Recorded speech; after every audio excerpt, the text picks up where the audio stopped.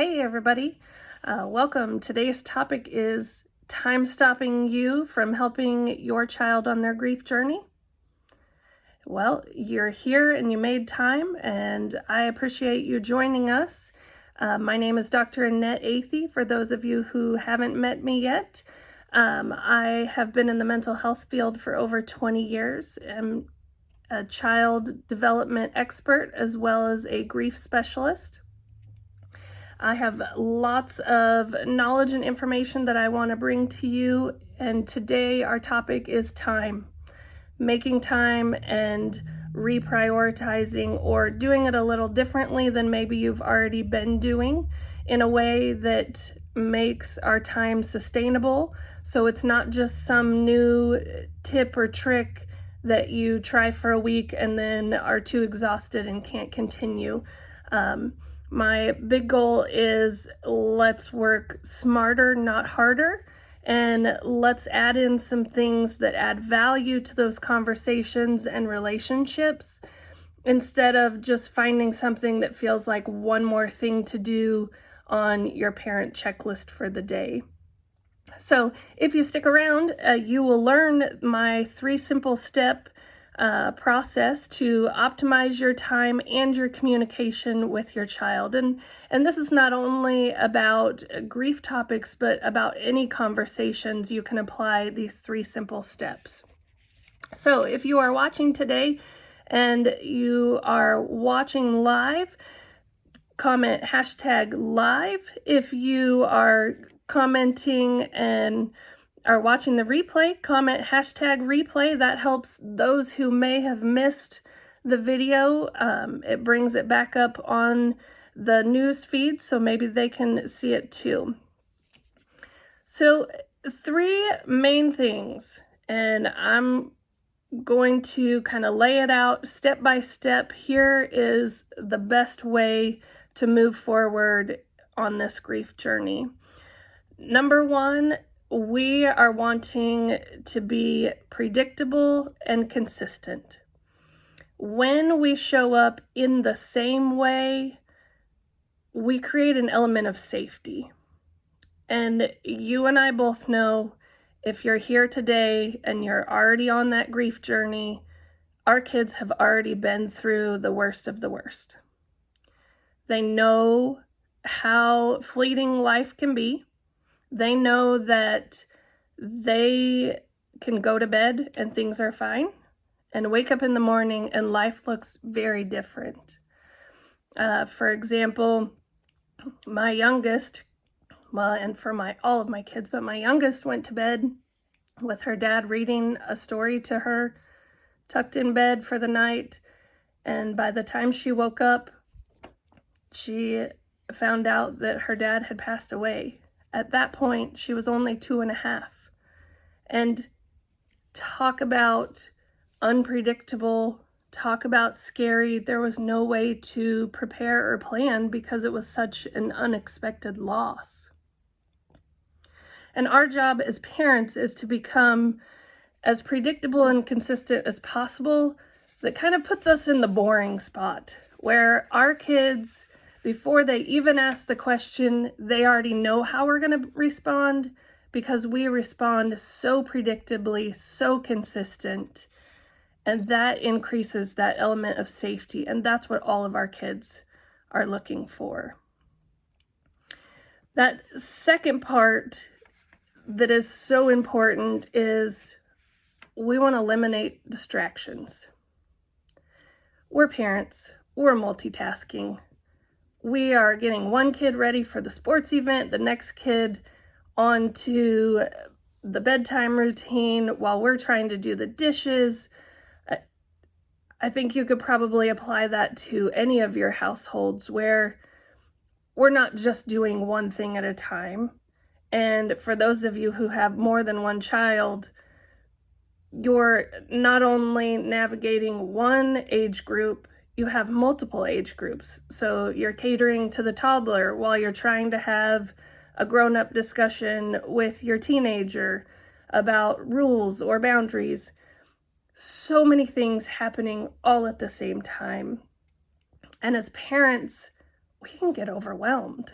it can almost become too much, and we then avoid the conversations. We stop talking, and we want to put down some of those to-do list type things and make time for the conversation.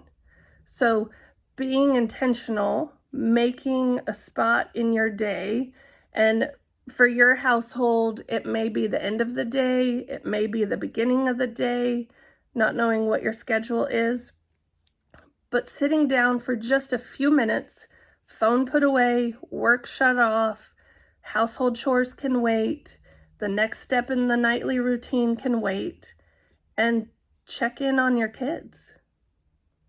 Just that quick, how are you? How are things going? What's new today? It doesn't have to be earth-shattering conversation, but again, what you are doing is creating that predictable, consistent environment. As a parent, we are going to check in every single day. So your child knows there's going to be a check-in. They know to expect that. Because some of our kids can't come up with the conversation on the spot.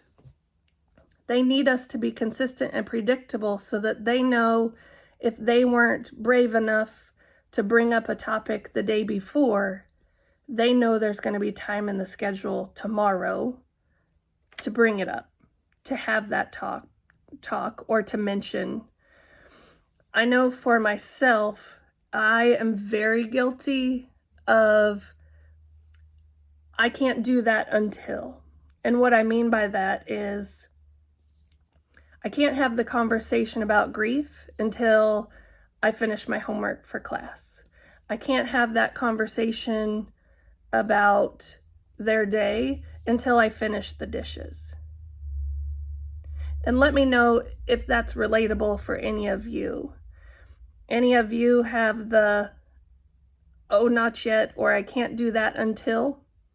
And if you do, if you just want to comment #until, and that kind of lets me know if we're on the same page, if we are having some of those same parenting moments.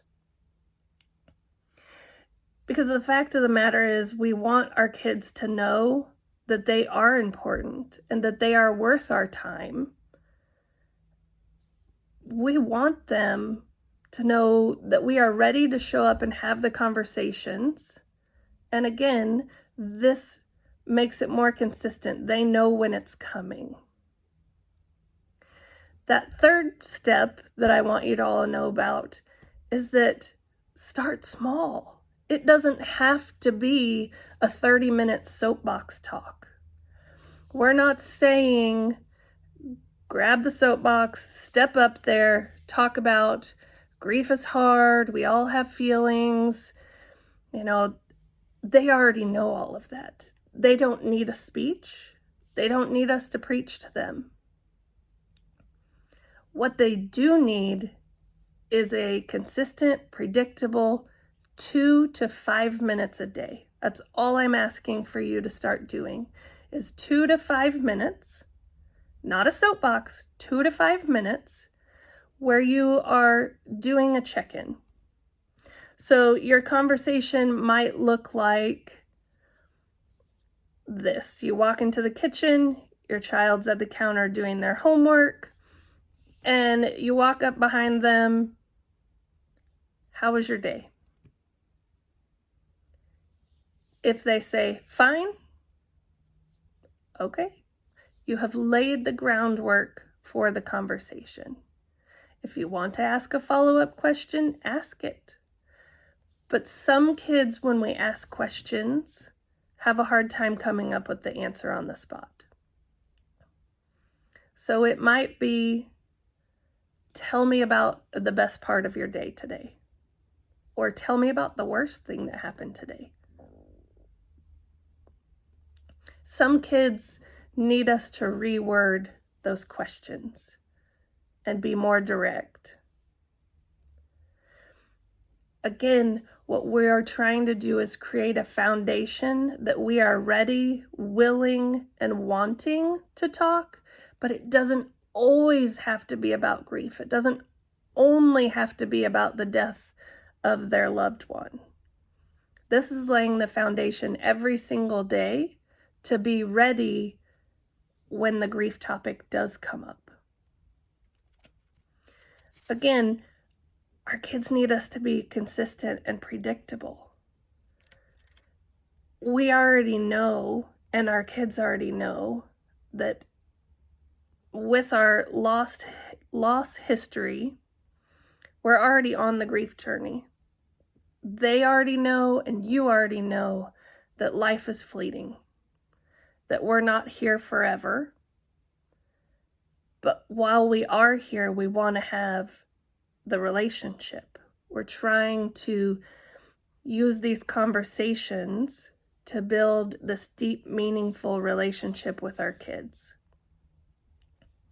And our kids want us to show up predictably, consistently.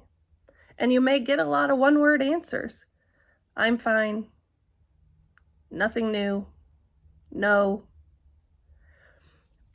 But the more you consistently show up every single day, more likely that they will have more to say beyond just those one-word answers.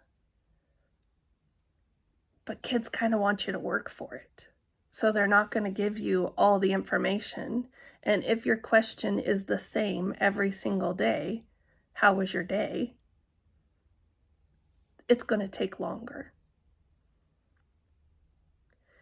So again, as parents, we put a lot of pressure on ourselves to do it right, to say the right thing. And what I want you to hear from this 3-step process is, as long as you are showing up and doing it consistently and predictable, not getting on that soapbox, showing up for those 2 to 5 minute conversations, if it opens the door and they start to talk more, fantastic. But listen. Not listening to respond, but just listening to what they have to say. You're the number one person who is going to change this whole experience for them and help them understand what they're experiencing.